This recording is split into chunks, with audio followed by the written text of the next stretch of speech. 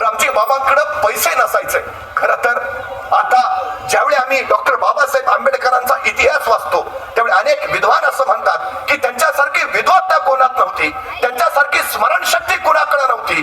Doctor Babasaheb आंबेडकरांना जर कोणी सांगितलं की 10 वर्षापूर्वी तुम्ही हे पुस्तक वाचलं होतं, त्या पुस्तकाचा संदर्भ तुम्ही देऊ शकाल का, आणि 10 वर्षानंतर आपण वाचलेल्या पुस्तकाचा अचूक संदर्भ डॉक्टर बाबासाहेब आंबेडकर द्यायचे. लोक म्हणायचे कोण विद्वत्ता, कोण स्मरणशक्ती, आणि डॉक्टर बाबासाहेब आंबेडकर सांगायचे माझ्या परिस्थितीनं मला दिलेली ही देणगी आहे. लहानपणी मला पुस्तकं हवी असायची पण वडिलांकडे पैसे नसायचे. त्यावेळी कुठून तरी माझे वडील माझ्यासाठी पुस्तक घेऊन यायचे.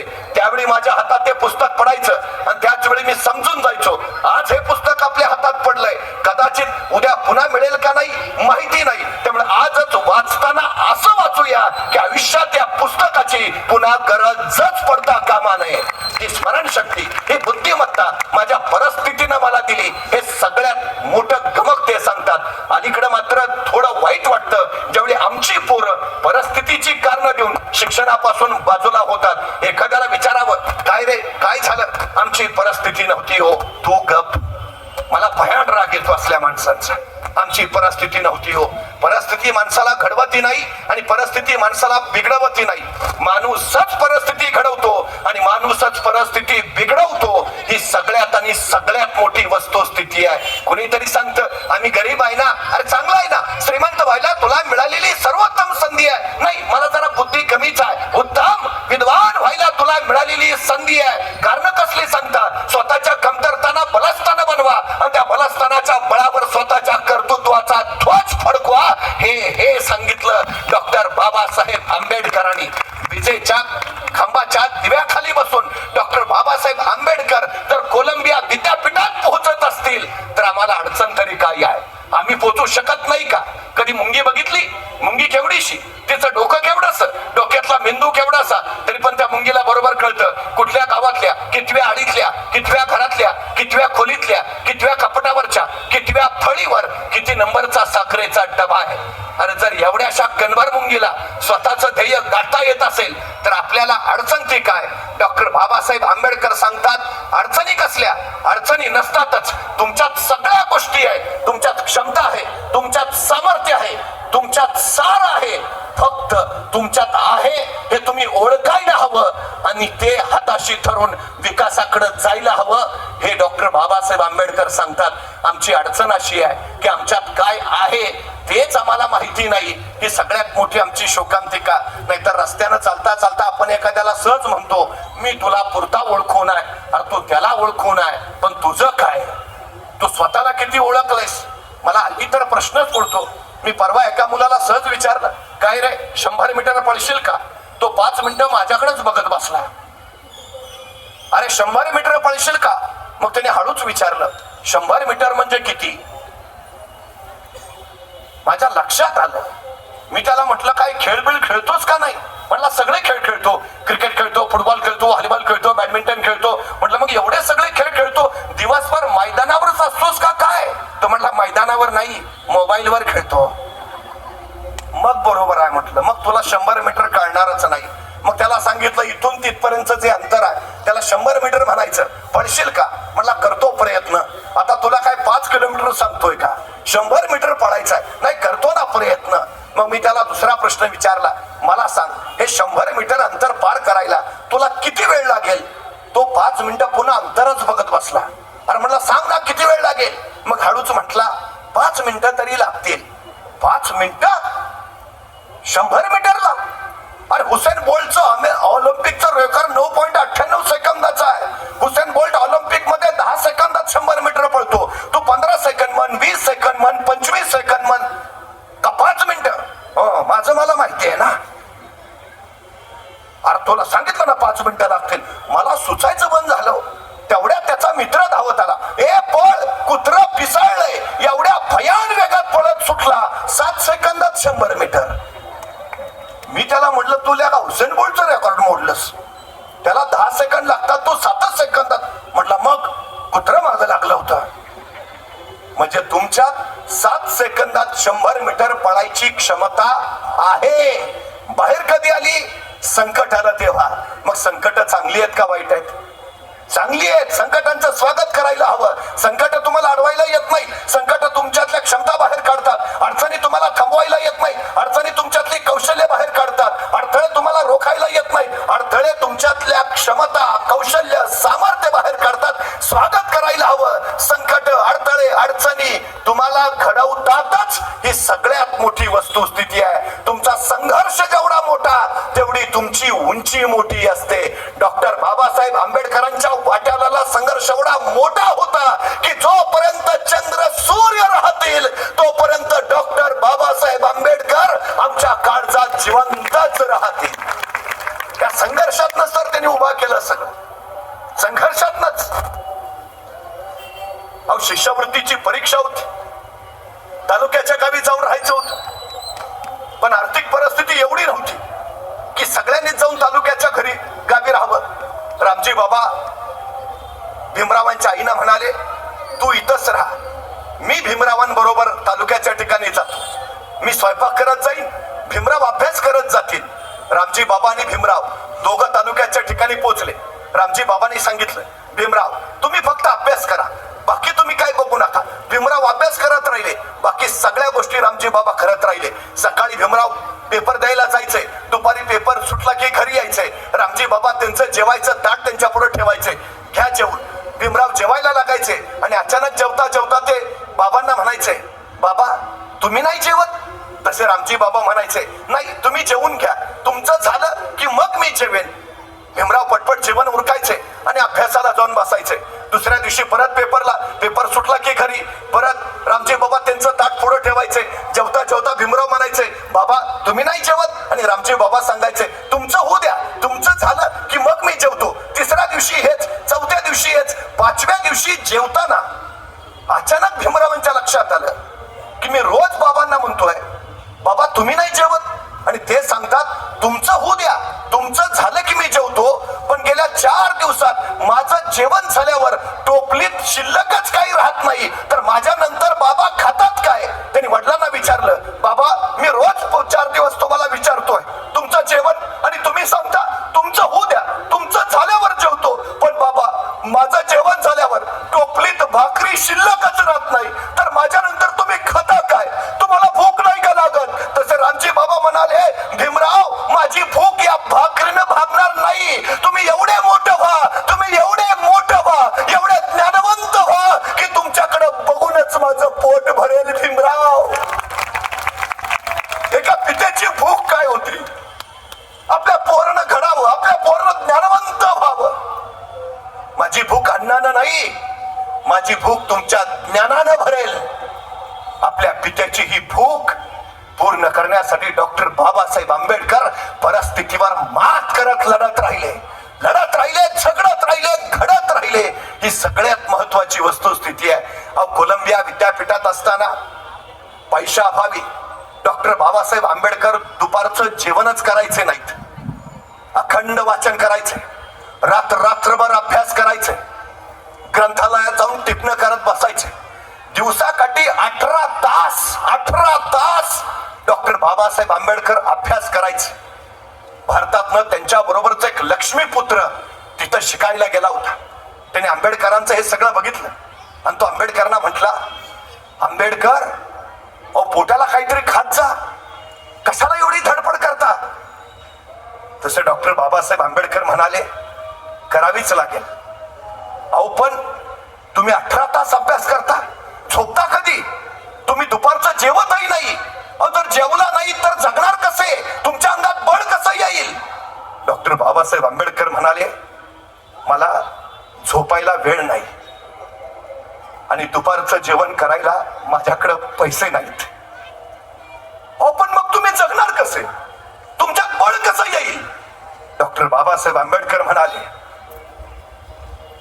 ज्यावेळी मी डोळे मिटतो तर माझ्या डोळ्यासमोर राजर्षी शाहू महाराज उभा राहतात, माझे हजारो दलित बांधव उभा राहतात. त्यांच्याकडे मी पाहतो आणि माझ्या अंगी बळ संचारत. यांच्यासाठी मला अभ्यास करावाच लागेल, शिकावंच लागेल. अत्यंत कष्टातून, अत्यंत संघर्षातून डॉक्टर बाबासाहेब आंबेडकर घडत राहिले, घडत राहिले. हे साधं नाही, सोपं नाही. 15 ऑगस्ट 1947 डॉक्टर बाबासाहेब आंबेडकर या देशाचे पहिले कायदा मंत्री झाले आणि 1948 साली भारतीय राज्यघटनेचा मसुदा त्यांनी संसदेपुढे सादर केला. हा मसुदा सादर करण्यासाठी तब्बल 60 देशांच्या घटनेचा अभ्यास डॉक्टर बाबासाहेब आंबेडकरांनी केला होता. तब्बल 60. सगळ्या गोष्टींचा विचार करून हा मसुदा त्यांनी संसदेपुढे सादर केला. त्या दिवशी अत्यंत आनंदाने डॉक्टर बाबासाहेब आंबेडकर संसदेच्या बाहेर पडले. त्यांच्या चेहऱ्यावरचं ते हास्य आचार्य कृपलानी यांनी पाहिलं आणि आचार्य म्हणाले, बाबासाहेब आज प्रचंड आनंदी दिसता. तसे डॉक्टर बाबासाहेब आंबेडकर म्हणाले, हो, पूर्वी राजा राणीच्या पोटातून जन्माला येत होता, आता तो मतपेटीतून जन्माला येईल. पण त्याच वेळी आचार्य कृपलानीने विचारलं, पण काही लोक यांची मतं खरेदी पण करतील. तसे डॉक्टर बाबासाहेब आंबेडकर म्हणाले, ज्या दिवशी माझ्या देशातल्या लोकांना त्यांच्या मताची किंमत कळेल त्या दिवशी या देशाचे राजे इथले मतदार असतील, हे लक्षात घेतलं पाहिजे. अलौकिक घटना त्यांनी दिली. या देशाला सर्वोत्तम लोकशाही राष्ट्र घडवणारी घटना, या जगातली सर्वोत्तम घटना डॉक्टर बाबासाहेब आंबेडकरांनी या देशाला समर्पित केली. खर तर ही राजकीय लोकशाही होती, सामाजिक लोकशाही होती. स्वातंत्र्य, समता आणि बंधुता याचा पुरस्कार करणारी होती. या घटनेमुळेच श्रीमंताला सुद्धा एकच मत देण्याचा अधिकार आहे आणि रंकाला सुद्धा फक्त एकच मत देता येतं. तो श्रेष्ठ वर्णाचा असू द्या त्यालाही एकच मत, आणि तो कनिष्ठ वर्णाचा असू द्या त्यालाही एकच मत. डॉक्टर बाबासाहेब आंबेडकरांनी निर्माण केलेल्या या राज्यघटनेमुळं साऱ्यांना समान पातळीवर आणण्याचं प्रचंड मोठं कार्य इथं झालं. ही पहिली गोष्ट आपण लक्षात घेतली पाहिजे. केवढं मोठं अपूर्व माणूस म्हणून जगण्याचं स्वातंत्र्य डॉक्टर बाबासाहेब आंबेडकरांनी या घटनेच्या रूपाने आम्हाला दिलं, हे आम्ही लक्षात घेतलं पाहिजे. पुढे डॉक्टर बाबासाहेब आंबेडकर या देशाचे अर्थमंत्री झाले. रिझर्व्ह बँकेच्या स्थापनेची संकल्पना ही डॉक्टर बाबासाहेब आंबेडकरांची होती, हे आपण लक्षात घेतलं पाहिजे. ते ऊर्जा मंत्री झाले. पाण्यावरनं विद्युत निर्मिती करावी असा निर्णय पहिला डॉक्टर बाबासाहेब आंबेडकरांनी घेतला, हे आपल्याला लक्षात असलं पाहिजे. त्याला जलसंपदा मंत्री झाले. एका नदीतलं पाणी दुसऱ्या नदीत जायला हवं, त्याच वेळी साऱ्यांना पाणी मिळेल, हा नदीजोड प्रकल्पाचा पहिला आशय डॉक्टर बाबासाहेब आंबेडकरांनी संसदेत मांडला, हे आमच्या लक्षात यायला हवं. कमाल जमीन धारणा कायदा डॉक्टर बाबासाहेब आंबेडकरांनी आणला. जर आज त्यांनी या देशासाठी इतकं योगदान दिलेलं आहे, आज जो संपन्न, समृद्ध, समता, स्वातंत्र्य, बंधुता याच्यावर आधारित असलेला देश तुम्हाला दिसतो, त्याच्या पाठीमागं डॉक्टर बाबासाहेब आंबेडकरांची दूरदृष्टी आहे, हे आपण लक्षात घेतलं पाहिजे. सगळ्यात महत्वाचं, खरं तर 350 वर्षापूर्वी छत्रपती शिवाजी महाराजांनी 18 पगड जाती आणि 12 बलुतेदार यांना सोबत घेऊन लोककल्याणकारी स्वराज्य उभा केलं. या स्वराज्याचा वचननामा काय होता? सर्वांस पोटास लावणे आहे. सुतार, लोहार, चांभार, न्हावी, जोशी, गुरव, वाणी, मुलानी, साडी, माळी, धनगर, कोळी, आगरी, भंडारी, सारी या मातीत उगवलेला प्रत्येक जण पोटाला लागला पाहिजे. महाराजांनी जे स्वराज्य निर्माण केलं आणि या स्वराज्याचं जे लोककल्याणकारी सुराज्य निर्माण केलं, ते डॉक्टर बाबासाहेब आंबेडकरांच्या समोर होतं. आणि म्हणूनच या देशाची राज्यघटना तयार करताना डॉक्टर बाबासाहेब आंबेडकर असं म्हणाले, या देशाची राज्यघटना तयार करताना माझ्या डोळ्यासमोर छत्रपती शिवाजी महाराजांचं स्वराज्य होतं. खरं तर उडवाडी भूषण पवाडा गातो भोसल्याचा छत्रपती शिवाजी महाराजांचा, हा छत्रपती शिवाजी महाराजांचा पोवाडा महात्मा ज्योतिराव फुले यांनी लिहिला. छत्रपती शिवाजी महाराज हे महात्मा फुले यांचे गुरु, तर डॉक्टर बाबासाहेब आंबेडकरांचे महात्मा फुले हे गुरु. म्हणूनच डॉक्टर बाबासाहेब आंबेडकरांची छत्रपती शिवाजी महाराजांवर इतकी श्रद्धा होती की आपल्या प्रत्येक पत्राची सुरुवात करताना ते जय शिवराय लिहायचे आणि मग पत्राला सुरुवात करायचे.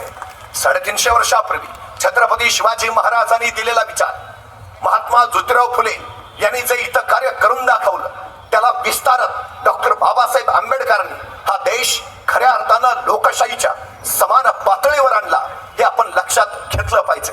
खरं तर डॉक्टर बाबासाहेब आंबेडकर असं कुठलं क्षेत्र, कुठला प्रांत नाही ज्याच्यामध्ये त्यांचा अभ्यास नाही. प्रचंड आणि सतत अभ्यास करत राहणं हे त्यांचं सगळ्यात मोठं यशाचं गमक होतं. ते ग्रंथवेडे तर होतेच, त्यांच्या स्वतःच्या वैयक्तिक ग्रंथालयामध्ये त्यांची स्वतःची 50,000 पुस्तकं होती, हे आपण लक्षात घेतलं पाहिजे.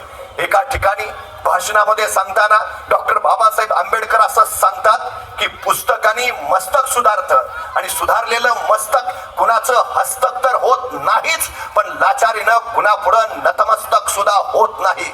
माणसाच्या मनामध्ये स्वाभिमान निर्माण करायचा असेल तर त्याला पुस्तकांच्या संगतीत जायला हवं. खरं तर डॉक्टर बाबासाहेब आंबेडकर आपल्या सगळ्या आयुष्याचं वर्णन करताना सांगतात, ज्यावेळी जगाने मला दूर लोटलं त्यावेळी या पुस्तकानेच मला जवळ केलं, पुस्तकानेच मला आधार दिला, पुस्तकानेच मला धीर दिला, पुस्तकानेच मला प्रकाश दिला आणि पुस्तकानेच मला दिशा दिली. यदा कदाचित मला जर दृष्टिदोष झाला, माझी दृष्टी जर आदू झाली आणि माझ्या वाचनात जर खंड पडला तर माझा जगण्यातला रसच निघून जाईल. ते पुढे असं लिहितात की दुर्दैवानं जर माझ्या घरावर कधी मधी जप्ती आली आणि माझ्या डोळ्यासमोर माझ्या घरातले दागदागिने, मौल्यवान वस्तू जर जप्त केल्या गेल्या तर मी ते सहन करीन, पण जर कुणी माझ्या पुस्तकांना हात लावला तर जीवाच्या करारानं माझ्या पुस्तकांना हात लावणारे ते हातच मी कलम करीन. पुस्तकांशिवाय माझं आयुष्य नाही, असं डॉक्टर बाबासाहेब आंबेडकर सांगतात.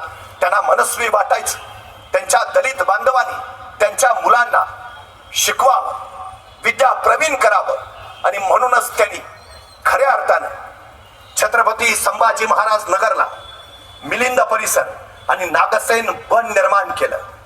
मुंबईला सिद्धार्थ महाविद्यालयाची स्थापना केली. डॉक्टर बाबासाहेब आंबेडकरांनी फडकावलेल्या शैक्षणिक कर्तृत्वाच्या या पताका होत्या की जिथं साऱ्यांना शिकता येईल, साऱ्यांना जे जे हवं ते ते मिळवता येईल, हा त्याच्या पाठीमागचा सगळ्यात मोठा हेतू होता. डॉक्टर बाबासाहेब आंबेडकरांनी शिक्षण क्षेत्रात केलेलं हे जर अफाट कार्य आपण बघितलं तर आश्चर्यानं आपले डोळे दिपून जातील.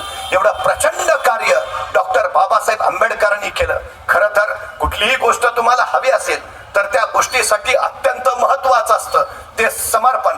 तुम्ही किती समर्पणानं तुमच्या ध्येयाकडे जात आहात, तुम्ही किती समर्पणानं तुमच्या ध्येयाकडे पाहत आहात, यावर तुमचं यश अवलंबून असतं. हे आपण पहिलं लक्षात घेतलं पाहिजे. आपल्या आयुष्याची जवळ सगळी वर्ष डॉक्टर बाबासाहेब आंबेडकरांनी फक्त आपल्या ध्येयासाठी खर्च केली, फक्त ध्येयासाठी. दिल्लीमध्ये त्यांनी स्वतःचा प्रचंड मोठा राजप्रासाद बांधला, प्रचंड मोठा बंगला. पण या बंगला बांधताना त्यांनी एक वैशिष्ट्य केलं. त्यांच्या बंगल्याचं स्वयंपाकघर, त्यांची स्वतःची अभ्यासिका आणि त्यांची स्वतःची झोपण्याची खोली ही अत्यंत साधी म्हणजे झोपडी सारखी बांधली. आणि त्या राजप्रसादाचा दिवाणखाना तो ऐश्वर्य संपन्न होता, संपत्तीच्या पाठ लयलूट करणारा होता. आज रंगबिरंगी दिव्यांची रोषणाई तिथं होती, अधूनमधून अत्तर फवारली जात होती आणि प्रांगणामध्ये कारंज उंचवळत होती. कुणी पाहावं आणि त्या ऐश्वर्य बघून भारावून जावं. अनेक लोक आंबेडकरांच्या दिल्लीच्या निवासस्थानी येत आणि हा सगळा फरक बघत कुणीतरी त्यांना विचारित, डॉक्टर साहेब तुमची स्वतःची खोली झोपडी सारखी, तुमचं स्वयंपाकघर अगदी साधं, तुमची अभ्यासिका तीही साधी आणि तुमचा दिवाणखाना आणि या बंगल्याचा बाकीचा परिसर केवढा ऐश्वर्य संपन्न, हे असं दुहेरी का? डॉक्टर बाबासाहेब आंबेडकर म्हणाले, हे जे साधं झोपडीसारखं दिसतं आहे ना ते माझ्यासाठी आणि हे ऐश्वर्य दिसतं आहे ना ते माझ्या दलित बांधवांना आत्मप्रत्ययाची स्फूर्ती येण्यासाठी. हे सगळं साधं मी यासाठी ठेवलंय की मला सतत स्मरण राहावं मी कोणत्या परिस्थितीतून आलो आहे, मला सतत स्मरण व्हावं की माझे हजारो दलित बांधव अजूनही अशाच झोपड्यांमध्ये राहतात आणि हे बघून मला त्यांच्यासाठी कार्य करायची प्रेरणा मिळते. आणि हे ऐश्वर्य माझ्या दलित बांधवांना मला दाखवायचं आहे की शिक्षणाच्या बळावर माणूस किती ऐश्वर्याचा धनी होतो. माझे दलित बांधव हे माझं ऐश्वर्य पाहतील आणि ते म्हणतील की आपल्यातलाच एक माणूस जर शिक्षणाच्या बळावर एवढा प्रचंड मोठा धनी होऊ शकतो तर आपण ही त्या शिक्षणाकडे वळालं पाहिजे. माझ्या बांधवांना शिक्षणाची आवड निर्माण व्हावी, शिक्षणाचं मोल आणि महत्व लक्षात यावं म्हणून मी हे सगळं उभारलं आहे. पण हे सगळं करण्यापाठीमागं डॉक्टर बाबासाहेब आंबेडकरांचा अपूर्व त्याग होता, प्रचंड त्यांचं समर्पण होतं. खरं तर 1937 साली त्यांच्या पहिल्या पत्नी रमाबाई यांचं निधन झालं आणि 1948 साली स्नेहांकिताच्या आग्रहास्तव त्यांनी डॉक्टर शारदा कबीर यांच्या बरोबर दुसरं लग्न केलं. पुढे त्याच माई झाल्या आणि दीन दलितांची सावली बांधल्या. पण 1948 साली नंतर कायदा मंत्री म्हणून आणि पुढे या देशाच्या नानाविध मंत्रिपदावर काम भूषवताना त्यांनी प्रचंड आणि अफाट असं कार्य केलं. त्यांचं समर्पण किती विलक्षण होतं माहितीये. बुद्ध अँड हिज धम्म या ग्रंथाचं त्यांचं लेखन चालू होतं. मेजापाशी ते लिहित बसले होते. सायंकाळ झाली, रात्र चढली, ते लिखाणात मग्न होते. त्यांचे स्वतःचे वैयक्तिक सचिव नानकचंद रट्ट तिथं आले आणि त्यांनी आता रात्र झाली आहे, मी घरी जाऊ का अशी विचारणा केली. पण डॉक्टर बाबासाहेब आंबेडकरांचं लक्षच नव्हतं. त्यांनी जरा परत मोठ्याने आवाज केला. डॉक्टरांचं लक्ष गेलं आणि ते म्हणाले, जा तू घरी जा. आणि नानकचंद रट्ट घरी निघून गेले. दुसऱ्या दिवशी सकाळी नानकचंद रट्ट पुन्हा कामावर हजर झाले. पाहता येतो काय, डॉक्टर बाबासाहेब आंबेडकर अजूनही त्याच मेजाशी बसले आहेत आणि त्यांचं लिखाण चालू आहे. आपण आलो आहोत याची चाहूल द्यावी म्हणून नानकचंद रट्ट यांनी थोडा आवाज केला. आंबेडकरांची तंद्री भंगली. त्यांनी नानकचंदाकडे वळून बघितलं आणि डॉक्टर बाबासाहेब आंबेडकर म्हणाले, अरे तू अजून घरी गेला नाहीस, जा ना, तुला सांगितलं ना जा. रात्र सरली, दिवस उगवला. याचंही भान डॉक्टर बाबासाहेब आंबेडकरांना नव्हतं. आपल्या कार्यामध्ये ते इतके मग्न झाले होते, इतके एकाग्र झाले होते, इतक्या समर्पणानं ते कार्य करत होते की आजूबाजूच्या कुठल्याही गोष्टीचं भान त्यांना नव्हतं. तुम्ही तुमच्या ध्येयाच्या प्रती या समर्पणानं ज्यावेळी झोकून देता त्यावेळी तुम्हाला यश मिळतं, हे डॉक्टर बाबासाहेब आंबेडकरांनी सांगितलं. ते नव्या तरुणाईला संदेश देताना असं म्हणतात की तुमच्या उरामध्ये तुम्ही जिज्ञासा जिवंत ठेवली पाहिजे.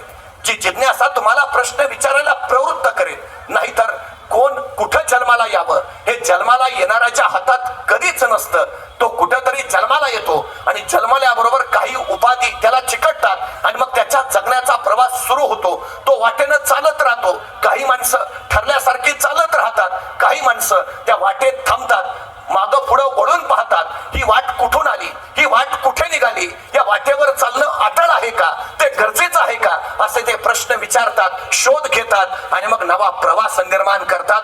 तुम्हाला प्रश्न विचारता आले पाहिजेत. डॉक्टर बाबासाहेब आंबेडकरांनी परिस्थितीला प्रश्न विचार, मी दलित म्हणून जन्माला आलो याचा अर्थ काय आहे, मी दलितच का जन्माला आलो याचा नेमका अर्थ काय आहे, मग मी असं जगायचं आहे का, का मला माझं आयुष्य बदलता येऊ शकेल, मी काय करायला हवं म्हणजे माझं आयुष्य बदलेल. आणि त्या प्रश्नांची उत्तरं शोधत त्या पायवाटेवर डॉक्टर बाबासाहेब आंबेडकर पुढे चालत राहिले आणि आपल्या बांधवांसाठी त्यांनी महामार्ग तयार करून ठेवला, ज्याच्यावरून हजारो लोक पुढे गेले. डॉक्टर, इंजिनियर, वकील, प्राध्यापक, अफाट माणसं मोठी केली ती डॉक्टर बाबासाहेब आंबेडकरांनी, जी त्यांनी वाट निर्माण करून ठेवली. प्रश्न विचारायला हवेत, प्रश्न विचारायलाच हवे. हे असं का, ते तसं का. जिथं प्रश्न विचारले जात नाही तिथं गुलाम तयार होतात. ही पहिली गोष्ट लक्षात ठेवा. दुसऱ्याचं ऐकायचं आणि मग आपण काहीतरी करत बसायचं किंवा त्यांनी सांगितलं आहे तेच फक्त करायचं, ही भावना निर्माण झाली की ती गुलामीची लक्षणं असतात. डॉक्टर बाबासाहेब आंबेडकर सांगतात, तुम्ही प्रश्न विचारायला हवेत, तुम्ही व्यवस्थेला प्रश्न विचारायला हवेत. हे असं का हे विचारायला हवं. पटत नसेल तर त्याच्या विरोधात रान उठवायला हवं. जिथं अन्याय घडतो, जिथं अत्याचार होतो तिथं तुम्ही धावून जायलाच हवं. हा स्वाभिमानी विचार डॉक्टर बाबासाहेब आंबेडकर देतात. हे पहिलं आपण लक्षात घेतलं पाहिजे. पण दुर्दैवानं हल्ली आमच्यात प्रश्न विचारणारी माणसं उरली नाहीत. ही आमची सगळ्यात मोठी अलीकडची शोकांतिका आहे. म्हणजे कुणी शिक्षक इथं असतील तर ते सांगतील, हल्ली वर्गात सुद्धा मुलं प्रश्न विचारत नाहीत. प्रश्न न विचारायची दोन कारणं सांगितली जातात. पहिलं कारण सगळं येतंय आणि दुसरं कारण काहीच येत नाही. आम्ही नेमके कुठल्या वर्गाचे आहोत याचं चिंतन झालं पाहिजे. मला कधी कधी बरं वाटतं, बरं झालं ते सफरचंदाच्या झाडाखाली न्यूटनच बसला होता. ते नेमकं सफरचंद खाली पडलं आणि त्या न्यूटनला प्रश्न पडला, सफरचंद खालीच का पडलं. त्यातून गुरुत्वाकर्षणाचा नियम निर्माण झाला, गुरुत्वाकर्षणाचा शोध लागला. मला खरंच बरं वाटतं की बरं झालं सफरचंदाच्या झाडाखाली न्यूटनच बसला होता. जर आपल्यातला एखादा बसला असता तर आपल्याला काय प्रश्न पडला असता? पहिला प्रश्न, बरं झालं मी असतानाच पडला. दुसरा प्रश्न, बरं झालं आणखी कुणी नाही, अकेले अकेले खाएंगे. आणि जर एखाद्याला प्रश्न पडलाच सफरचंद खालीच का पडलं आणि त्यानं विचारलं वडिलांना, बाबा सफरचंद खाली का पडलं? बाबा म्हणणार, खाना मुकाट्यानं का डोक्याला ताप देतो, हाय ते व्याप कमी आहेत का? संपला आमचा न्यूटन सफरचंदाच्या झाडाखालीच. आमची सगळ्यात मोठी अडचण आहे, डॉक्टर बाबासाहेबांच्या पाठीशी रामजी बाबांसारखे वडील होते जे त्यांच्या जिज्ञासेला उत्तर देत होते आणि ते स्वतः सांगत होते, बाबासाहेब प्रश्न विचारा, प्रश्न विचारा. जितके प्रश्न अधिक विचाराल तितकी अधिक माहिती मिळेल, जितकी माहिती मिळेल तितकं तुम्हाला ज्ञान मिळेल आणि जितकं ज्ञान मिळेल तितके तुम्ही संपूर्ण व्हाल, समृद्ध व्हाल. समृद्ध व्हायचं असेल तर प्रश्न विचारायला हवेत. सगळ्यात महत्वाची गरज, एक माणूस घडला तर काय क्रांती होऊ शकते हे डॉक्टर बाबासाहेब आंबेडकरांच्या कर्तृत्वाने आम्हाला कळालं. एक माणूस, खरं तर रात्रीच्या 2 वाजता दिल्लीतला एक पत्रकार दिल्लीच्या रस्त्याने फिरत होता. अचानक तो जवाहरलाल नेहरू यांच्या घरासमोर गेला. त्यांनी पाहिलं दिवे मालवलेत, नेहरू शांत निद्रिस्त झालेत. मग तो पुढे गेला, मौलाना आझादांच्या घराजवळ पोहोचला. तिथं पाहिलं दिवे मालवलेत, आझादही झोपले आहेत. तिथून तो पुढे गेला, सरदार वल्लभभाई पटेलांच्या घराकडे त्यांनी बघितलं, तेही झोपले होते, दिवे मालवले होते. रात्रीच्या 2 वाजता तो दिल्लीचा पत्रकार डॉक्टर बाबासाहेब आंबेडकरांच्या घराजवळ गेला. त्याला आश्चर्याचा धक्का बसला. रात्रीच्या 2 वाजता आंबेडकरांच्या घरातले सगळे दिवे चालू होते. त्याला उत्सुकता वाटली. तो पुढे गेला, खिडकीत आत बघितलं, मेजापाशी बसून डॉक्टर बाबासाहेब आंबेडकर काहीतरी लिहित होते. त्याला उत्सुकता वाटली. तो आत गेला. डॉक्टर बाबासाहेब आंबेडकरांना म्हणाला, मी नेहरूंच्या घरी गेलो, दिवे मालवलेत, ते झोपलेत. मी आझादांच्या घरी गेलो, तेही झोपलेत. मी पटेलांच्या घरी गेलो, तेही झोपलेत. रात्रीचे 2 वाजलेत, तुमच्या घरातले दिवे चालू आहेत आणि बाबासाहेब तुम्ही अजून जागे आहात, असं का? डॉक्टर बाबासाहेब आंबेडकर त्याला म्हणाले, ते सगळे झोपलेत कारण त्यांचा समाज जागा आहे आणि मी जागा आहे कारण माझा समाज झोपला आहे. जोपर्यंत माझा समाज जागा होत नाही तोपर्यंत मला झोपता येणार नाही. जोपर्यंत माझा समाज शिक्षित होत नाही तोपर्यंत मला विश्रांती घेता येणार नाही. आपल्या समाजाची सगळी जबाबदारी स्वतःच्या शिरावर घेऊन त्या समाजाला विकासाच्या समृद्धीच्या पातळीवर आणण्यासाठी अखंडपणे लढा देणारा हा लढवय्या सगळ्या राष्ट्रासाठी प्रेरक आणि प्रेरणास्थान ठरला, हे आपण लक्षात घेतलं पाहिजे. खरं तर डॉक्टर बाबासाहेब आंबेडकरांचं हे संपूर्ण चरित्र ज्यावेळी आपण पाहता त्यावेळी लढण्याची, विलक्षण संघर्षाची एक नवी प्रेरणा आम्हाला सातत्याने मिळत राहते. ही सगळ्यात महत्वाची गोष्ट आहे. खरं तर डॉक्टर बाबासाहेब आंबेडकरांनी नंतरच्या काळामध्ये ज्यावेळी शांतपणे विचार केला, त्यांच्या असं लक्षात आलं की आता आपला अंतकाळ जवळ येतो आहे. आणि त्याच वेळी त्यांना जाणीव झाली, माझ्या बांधवांच्या डोईवर एक धर्मछत्र आपण ठेवलं पाहिजे. या लोकांना काही आश्रयस्थान आपण निर्माण करून दिलं पाहिजे. आपल्या पश्चात इथले सवर्ण लोक माझ्या या गावकुसा बाहेरच्या लोकांना आणि जनावरांचं जिनं जगणाऱ्या माझ्या माणसांना समतेनं आणि ममतेनं जवळ घेतील असं वाटत नाही. या लोकांसाठी आपण काही केलं पाहिजे. आणि म्हणूनच अखेर त्यांनी निर्णय घेतला आणि 14 ऑक्टोबर 1956 त्यांनी आपल्या पत्नी बरोबर महस्तवीर चंद्रमणी यांच्याकडून बौद्ध धर्माची दीक्षा घेतली. 15 ऑक्टोबरला तब्बल 5 लाख बांधवांना घेऊन त्यांनी बौद्ध धर्माची दीक्षा घेतली. आतापर्यंत जे होणार असं म्हणत होते, ज्याच्यावरनं चर्चा चालू होती, ते अखेर झालं. डॉक्टर बाबासाहेब आंबेडकरांनी 1935 साली येवल्याच्या परिषदेत जे सांगितलं होतं ते 1956 साली सिद्धीस नेलं. खरं तर काही गोष्टींचा विचार आपण सातत्यानं करायला हवा. डॉक्टर बाबासाहेब आंबेडकर 2 तप आपल्या या निर्णयावर पुन्हा विचार करत राहिले, पुन्हा अभ्यास करत राहिले. त्यांनी जाणीवपूर्वक अनेक गोष्टी करून पाहिल्या. अनेक दलितांना मंदिरात प्रवेश दिला जात नव्हता. त्यांनी अनेक मंदिरांचे दरवाजे ठोठावले. अमरावतीची अंबाबाई, पुण्याची पर्वती आणि नाशिकचं काळाराम मंदिर, तिथं डॉक्टर बाबासाहेब आंबेडकरांनी आंदोलन केलं, पण कर्मठांचा हट्ट सुटला नाही. दलित बांधवांना मंदिरांचे दरवाजे खुले झाले नाहीत. निसर्ग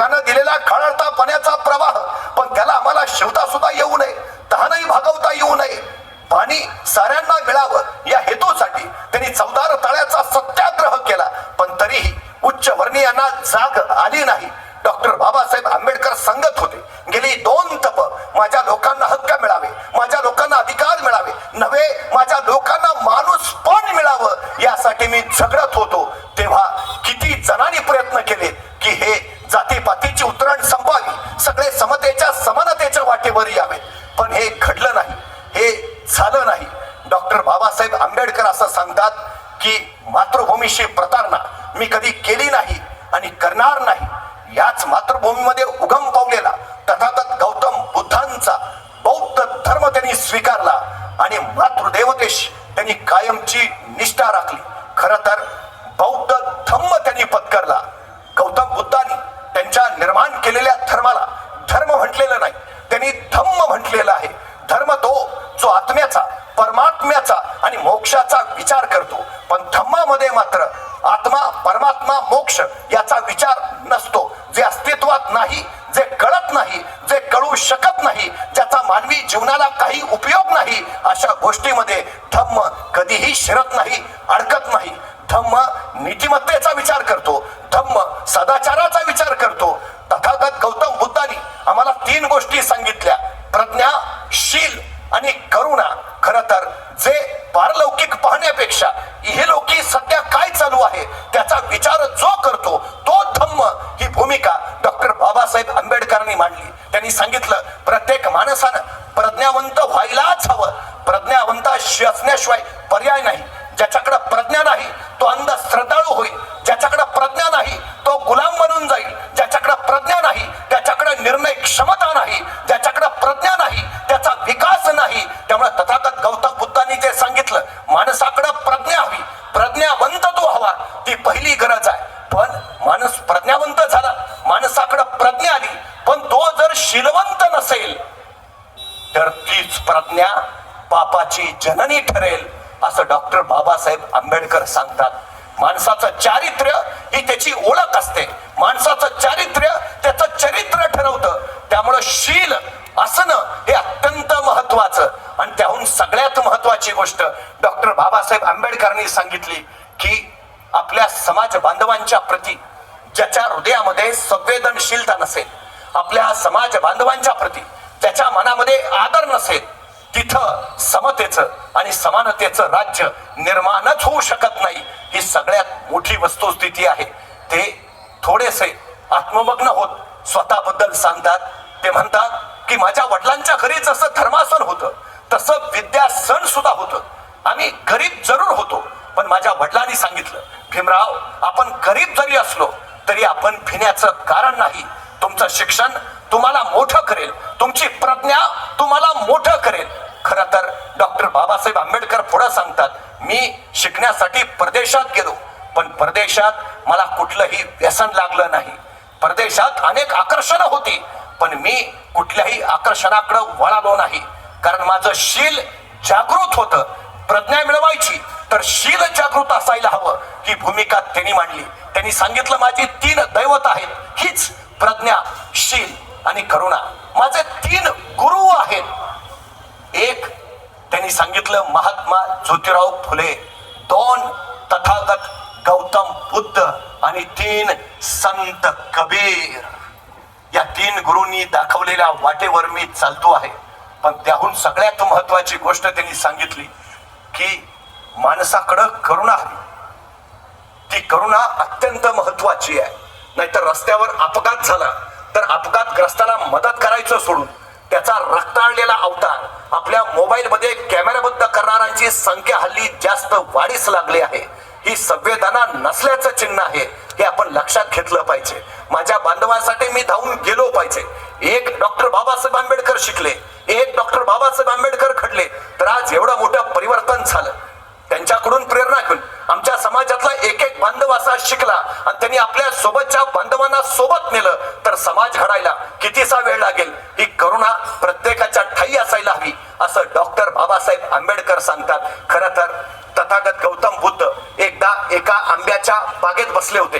त्यांचं ध्यान सुरू होतं आणि त्याच वेळी त्या आंब्याच्या बागेत काही पोरं झाडाचे आंबे पडायला आली होती. एका पोरनं एक दगड घेतला आणि तो आंब्याच्या झाडाच्या दिशेनं फरकावला, पण त्याचा नेम चुकला आणि तो दगड त्या झाडाखाली बसलेल्या गौतम बुद्धांच्या मस्तकावर लाडला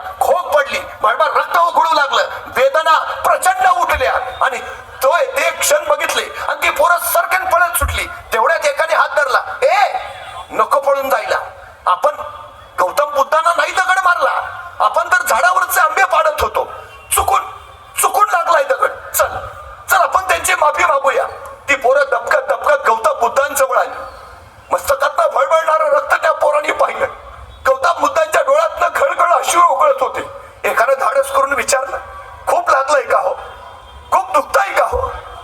गौतम बुद्धांनी मानेनं नाही सांगितलं. मग तुम्ही रडताय का? आम्हाला तुम्हाला मारायचा उद्देश नव्हता हो, आम्ही झाडावरचे आंबे पाडत होतो. चुकून चुकून दगड लागलाय तुम्हाला, सांगा ना, खूप दुखताय का? गौतम बुद्धांनी सांगितलं, नाही रे बाळांनो. मग तुम्ही रडताय का? रडताय का? तसे तथागत गौतम बुद्ध म्हणाले, अरे त्या आंब्याच्या झाडाला तुम्ही दगड मारला तर त्या झाडानं सुद्धा तुम्हाला 2 आंबे दिले. मला दगड लागला तर मी मात्र तुम्हाला काही देऊ शकत नाही. या दुःखानं मी रडतो आहे. करुणा तथागतांच्या काळजामध्ये होती ती अशी, अरे त्या झाडाला दगड मारला तर झाड सुद्धा आंबे देत, आणि मला दगड लागला तर मी मात्र या क्षणी तुम्हाला काही देऊ शकत नाही. या दुःखानं मी रडतो आहे. तथागत गौतम बुद्धांच्या उरात असणारी ही करुणा माणसाला माणूसपण बहाल करते. ही करुणा मानवता नावाचा धर्म निर्माण करते. हीच करुणा माणसामध्ये बंधुता तयार करते. डॉक्टर बाबासाहेब आंबेडकरांनी या स्वातंत्र्याचा, समतेचा, बंधुतेचा आणि मानवतेचा उद्घोष केला. आम्हाला त्या विचाराने जावं लागेल, आम्हाला त्या वाटेने पुढं पाहावं लागेल. तेव्हाच उद्या आम्हाला अपेक्षित असणारा समाज तयार होईल. खर तर डॉक्टर बाबासाहेब आंबेडकरांचं कार्य, त्यांनी दिलेले विचार इतके मोठे आहेत. खर तर तत्कालीन काळामध्ये प्रबोधनाची गंगा प्रवाहित करीत त्यांनी बहिष्कृत भारत नावाचं वृत्तपत्र काढलं. नंतर मूक नायक नावाचं वृत्तपत्र काढलं.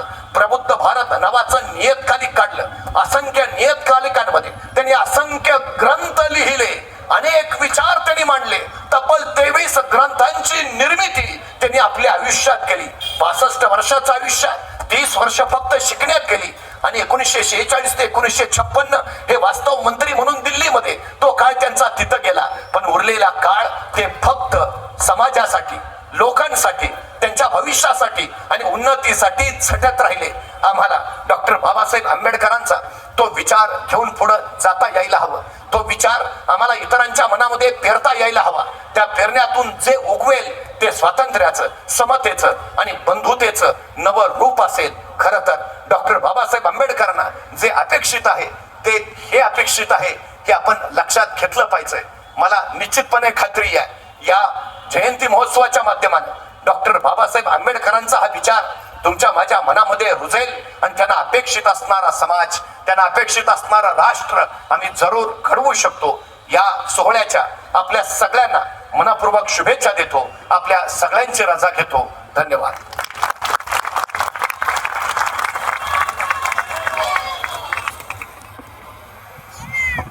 हॅलो, धन्यवाद सर. खरं पाहिलं तर भारतरत्न